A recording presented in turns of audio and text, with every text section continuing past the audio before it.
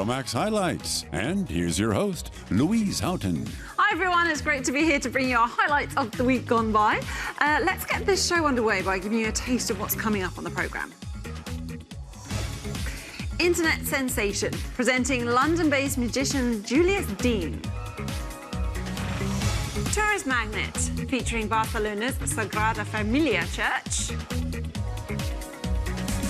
And colourful duo, profiling two eccentric artists and their tribute to Luther Year. Vanishing cigarettes, playing cards, or even the stool he's sitting on. These are just a few of the tricks that you can expect to see from Julius Dein. The Brit found fame with his magic on social media after a post of his went viral. His videos now get hundreds of thousands of views a time, and sometimes, just sometimes, he even shares his secrets with the audience. Prepare to be amazed.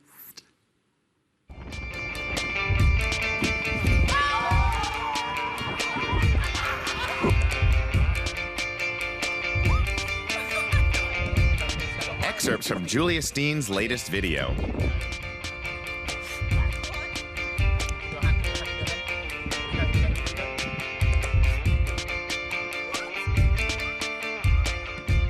It was viewed more than 24 million times on Facebook within the span of a few days.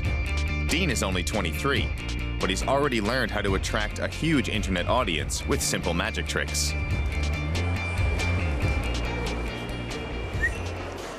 My dad doesn't get it. He doesn't have any form of social media. So when I told him, I'm like, Dad, my video got 50 million views on Facebook last week. He's like, oh, cool. How's your exams going? When I first started doing videos. Three hearts in there? It all started 2 years ago. Dein started making his first video clips when he was an exchange student in California. While his fellow students were doing internships, he was working to boost his online presence. Back home, he improved his tricks, finished his course of study, and devoted himself to magic. Especially popular are the videos in which he uses tricks to grab women's attention. His series, How to Impress a Girl with a Magic Trick, has attracted almost 150 million hits. Ignore the camera behind me. Dein performed as a magician at small parties while still a boy. He's come a long way since then. These days, he has 8 million Facebook followers. See your videos, man. Hey, thanks, bro. How you doing, man? You alright? Good. You are the best magician, man. Today, Dein is on the go near his home in East London to try out some new tricks live. When I'm trying to create a video that has 50 million views, you want people that are going to give me good reactions. And usually, those types of people are people that look confident, look friendly, look approachable. How you doing? I'm a magician here. So I'm a YouTuber, and I'm filming some stuff for it. A few seconds later, Dein finds a good location in front of a barber shop. Aside from an audience, all he needs for the trick is a marker and some magic, of course. Two. Boom, okay. X vanish. Turn your hand over. What you see on the internet is a 1 to 5 minute piece that looks flawless. But these things take hours and hours and hours. Everything from getting the right team, to getting to the right location, to learning the right tricks that can take tens to literally hundreds of hours to learn. How long has it been since you've lost your hair? Dein is known for pranks as well as magic tricks. Are you alright? Daddy! Hello, who's that? Dad! You're my dad! Oh.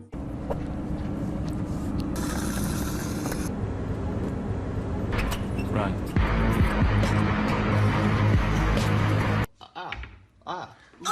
Even his grandmother isn't safe from becoming a target of his jokes. With 92 million views on Facebook, this clip set a record. Dein is constantly monitoring what his followers like to ensure that his next clip goes viral too. Catchy introduction, huge.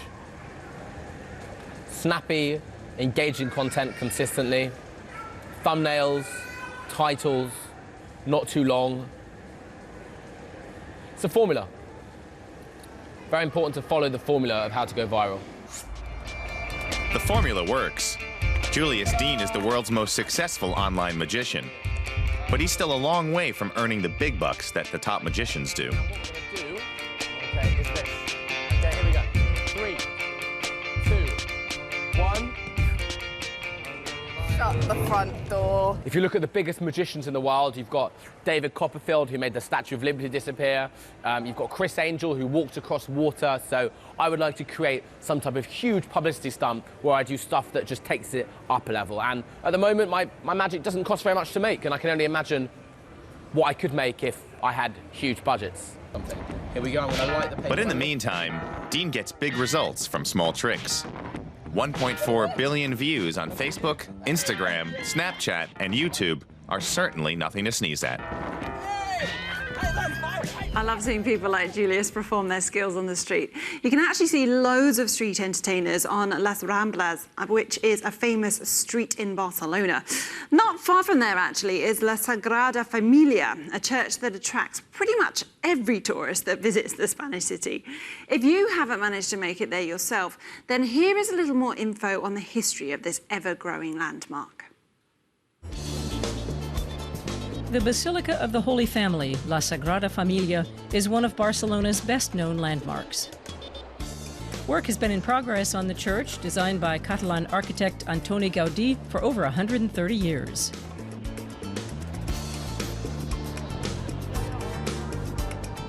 Jordi Fauli is the 7th architect to oversee the project since Gaudí.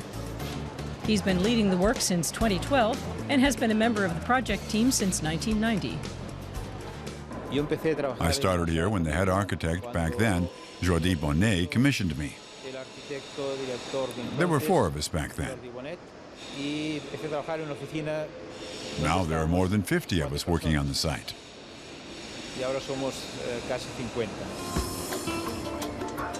When it's finished, La Sagrada Familia will look like this.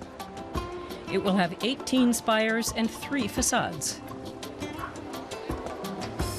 Gaudí oversaw his life's work for more than 4 decades, until he was run over by a tram and killed in 1926. After his death, architects from around the globe continued the project. A foundation raised the funds. The work is financed exclusively from donations and entrance fees. Neither the Spanish government nor the Catholic Church provides money for the project. Nevertheless, each year around 25 million euros is raised to finish Gaudí's creation. Gaudí started the Sagrada Familia completely unconventionally. He built the church in parts. The first part wasn't the foundation of the interior nave. Instead, he and his workers put up the facade of the Holy Birth as a symbol of the afterlife, so to speak. Critics often point to the overloaded symbolism of the exterior. Anyone who goes inside is surprised by how light the modern Gothic-style church seems. Gaudí was an intuitive architect. His ideas often developed as he worked, and he didn't leave behind blueprints for his successors.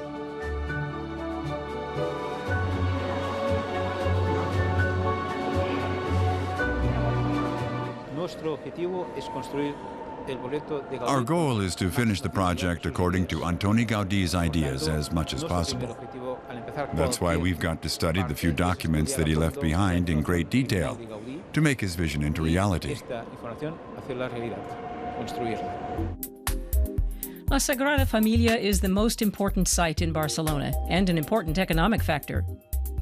More than 3 million tourists come to the Catalan city each year to see the church. And of course, lots of snapshots are taken. Euromaxx viewers sent us some of their pictures. It's very spectacular, and we would like to show this Sagrada Familia to our kids. And I think it's very, very attractive here in Barcelona. Yeah, I believe it's one of the most beautiful things in Spain and in Barcelona. It's a pretty spectacular piece of art and piece of architecture, and we're just passing through for the day, so we had to come and see it while we were here. we had to come and see what it was all about. I think the Sagrada Familia is a must for everyone who comes to Spain, especially if you're in Barcelona. Just because it's a landmark. I think a lot of people come to Barcelona just to see the Sagrada Familia. Views among the locals about the project differ. The crowds of tourists who come to see the church have changed the neighborhood. Souvenir shops and kiosks have forced out businesses from around the church. And there's another thing that worries the residents. Back when the building started, the construction site was in the middle of a field. Now the surrounding area is completely built up, and some of the buildings will have to be torn down to implement Gaudi's original plans for the promenade in front of the main facade.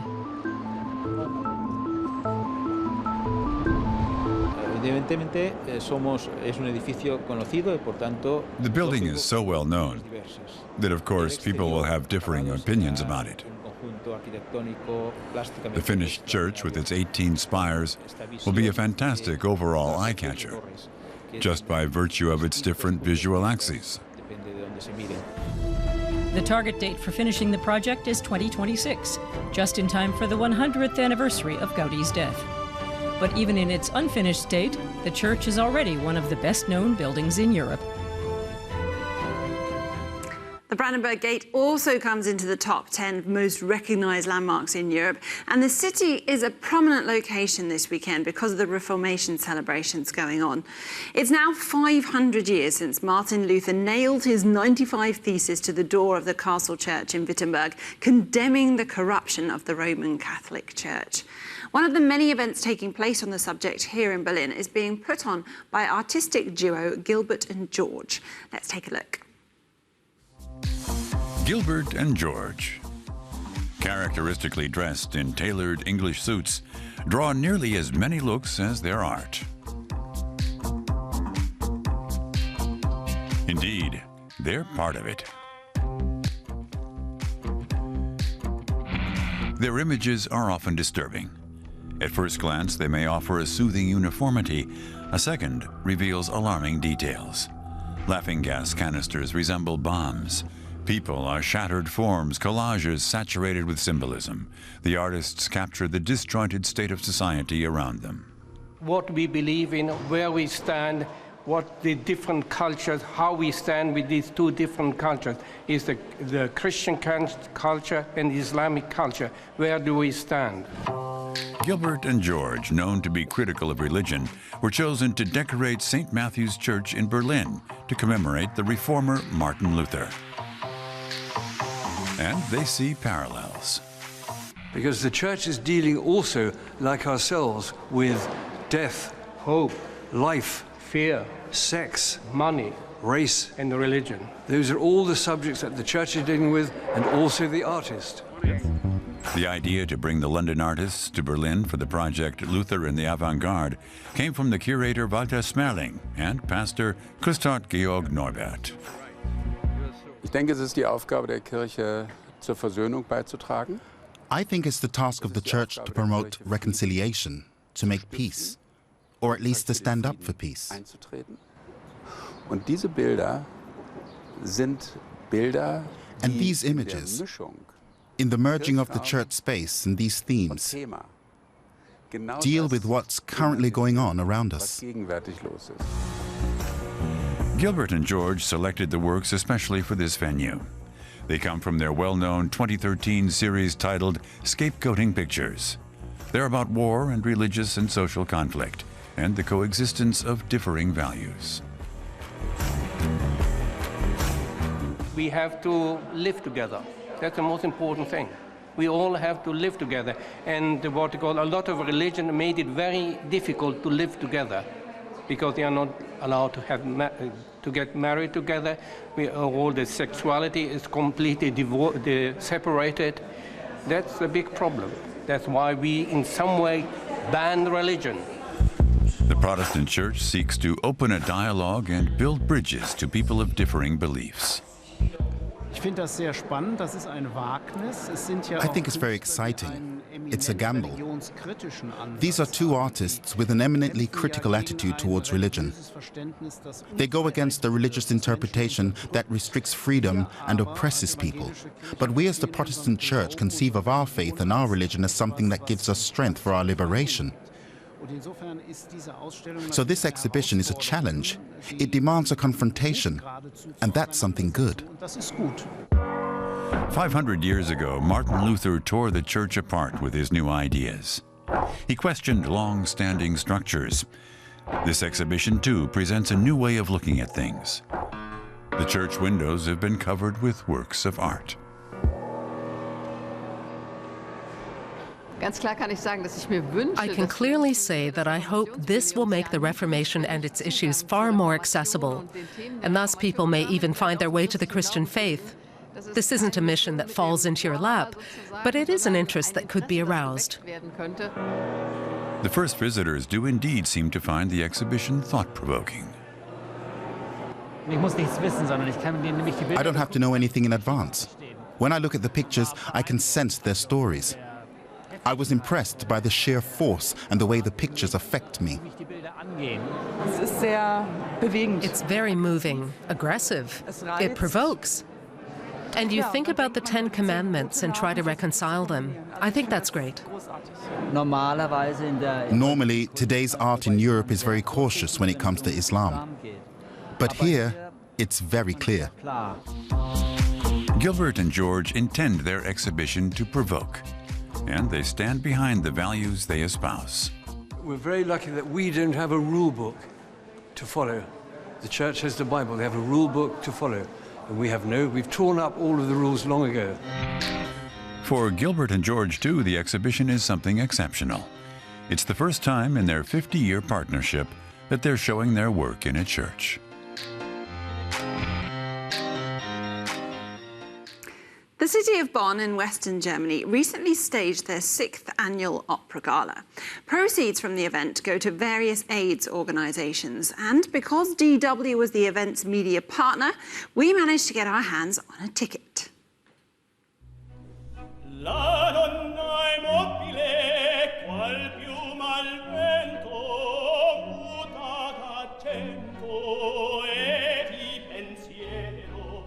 Bonn's Opera House was packed as the German AIDS Foundation held its 6th opera gala in the city. The charity event was a star-studded affair. 9 soloists performed, accompanied by the Beethoven Orchestra Bonn.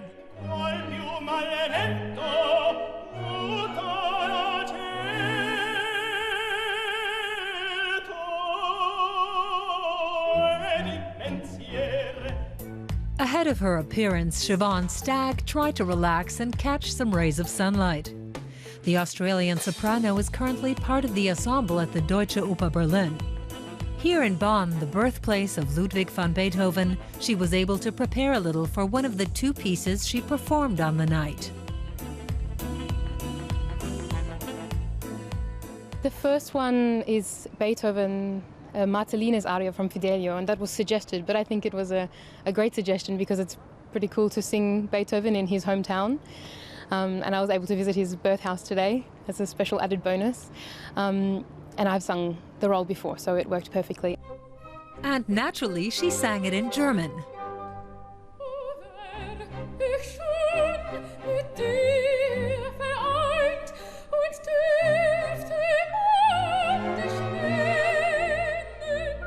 The Glitzy Gala was held to address a serious issue. AIDS is still an incurable disease, so the German AIDS Foundation collects funds to combat HIV. Deutsche Welle is the gala's media partner. DW's Director General Peter Limburg is glad to promote the worthy cause. It's still a life-threatening disease, and for us at Deutsche Welle, it's especially important because, particularly in African and Asian countries, AIDS is still a devastating problem which threatens many millions of people. Education is necessary, which is why we're taking part. The entertainment also included verbal sparring between Christian Lindner, leader of Germany's Free Democratic Party, and Oliver Welke, who hosts a political satire show on TV.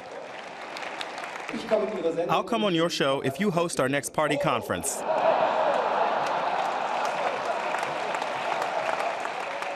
But it was mainly the voices of the 9 international opera stars that made the evening so special. Naturally, opera opens people's hearts. Opera has wonderful content, love, but also despair. And we're able to do great work with all the participants here to offer wonderful, world-class singers.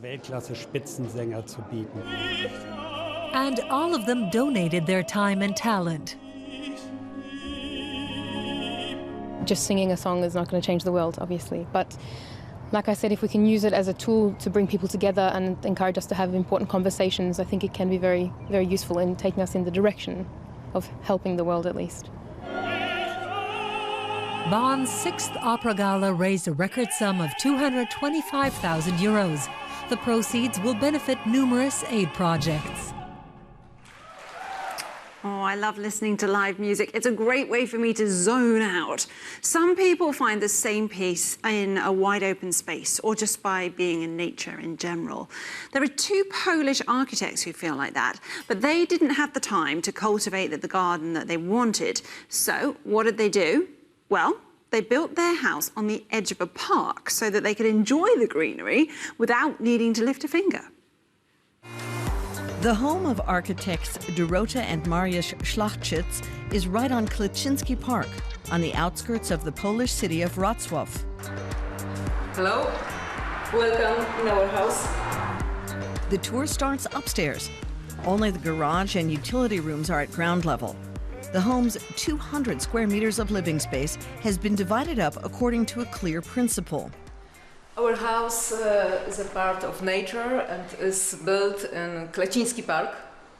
We divide it into 3 zones: utility zone, day zone, and night zone, with a bedroom and bathroom. The heart of the day area is a large living space inspired by Japanese architecture. The couple has been to Japan several times. The dining room and open-plan kitchen are also located on the first floor. The adjacent terrace is conveniently located for dining out of doors. This terrace is connected with a dining room. This table was designed by us to move to the terrace. We can eat dinings with our friends. We are inside, but outside.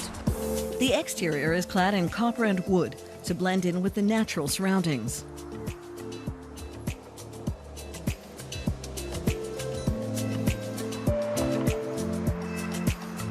The couple have been living in their dream house since 2014.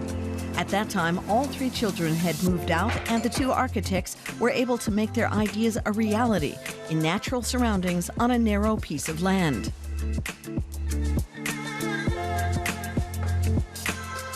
Despite all the openness, there are elements that create private spaces. The central concrete stairway, for example. The idea of this house was to have very, very small house connected with nature, but with an element which guards our privacy. It's this staircase. The stairway goes up right through the middle of the house and takes us into the house's nighttime area. It's mainly open plan here as well. When we're having a bath, we can look at park. Yet the residents are still screened from prying eyes.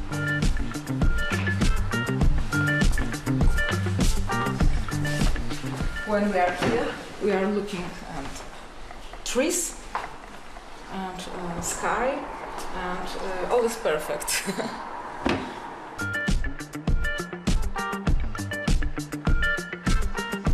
In addition to the bedroom and bathroom, the upper floor also has a guest room and large wardrobe.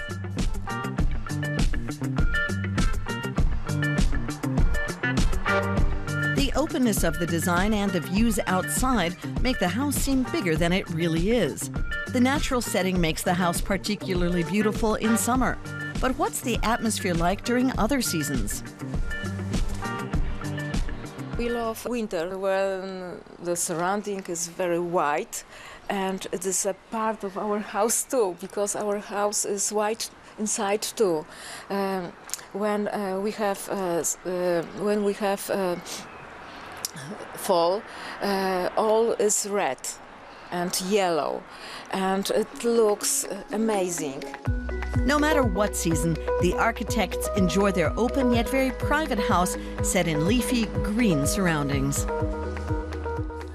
Well, that half an hour has gone by quickly, hasn't it? The show's come to an end. I hope you've enjoyed it from wherever you're watching, and I'll see you again soon. Bye-bye for now.